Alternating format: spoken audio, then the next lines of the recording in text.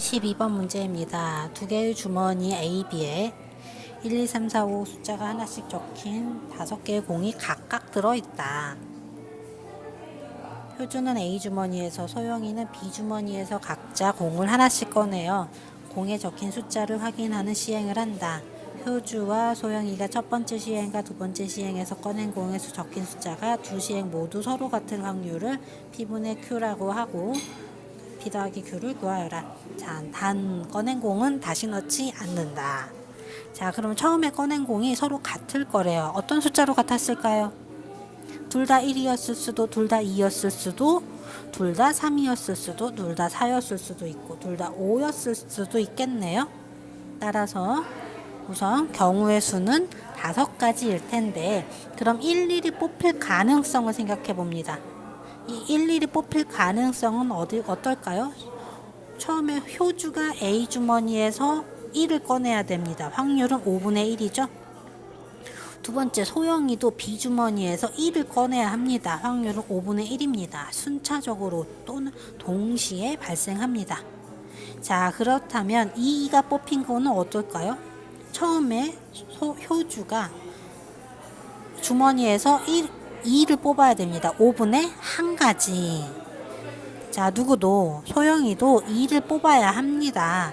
5개 중에서 2라는 것 한 가지라고 적어야 되겠죠? 그러니 각각 25분의 1, 25분의 1, 25분의 1, 25분의 1, 25분의 1이 될 테니 처음에 같은 공일 가지수 5가지 그때마다 곱하기 연결 25분의 1이 일어나더라 라는 거죠. 따라서 처음에 같은 공을 뽑을 확률은 5분의 1입니다. 자, 그럼 두 번째 또 같은 공을 뽑아야 되겠는데 문제 끝에 조건이 무엇이었냐면요. 단 꺼낸 공은 다시 넣지 않는다 라고 했으니 이미 한번 같은 공을 뽑은 것은 밖에 있는 거예요. 그럼 주머니 속에는 효주와 소영이 둘 다 주머니 속에는 공이 몇 개씩 있는 거예요? 4개씩 있는데 그 4개가 똑같은 4개인 겁니다. 처음에 1, 2를 뽑았다면 두 번째 주머니에서는 2, 3, 4, 5만 있겠지만 처음에 뽑을 때 2, 2를 뽑았다면 1, 3, 4, 5, 1, 3, 4, 5 이렇게 4개가 남았을 거라는 거예요. 어쨌든 4개가 남은 상황에서 어떤 걸로 같은 공을 또 뽑았을지를 정하는 방법은 몇 가지겠어요?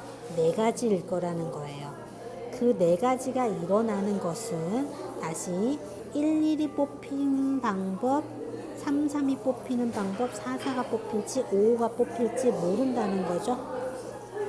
따라서 만약에 1, 1이 뽑힌다면 두 번째 1, 1이 뽑힌다면 그때 방법의 수는 4분의 1이겠고요. 효주가 뽑는 방법 4분의 1 확률, 소영이 뽑는 확률 4분의 1 되니까 곱하기 연결 가는 거겠죠. 자, 그 4개 어떤 걸로 두 번째도 같을지 마다 16분의 1의 확률이 일어난다 라고 봐야 되는 거겠죠. 따라서 두 번째 같은 공을 뽑을 확률은 4분의 1이 되겠습니다.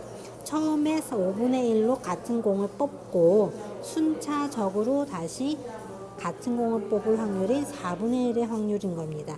따라서 곱하기 연결한 것이 최종적으로 두 번 뽑을 때마다 같은 공 뽑을 확률 되겠습니다.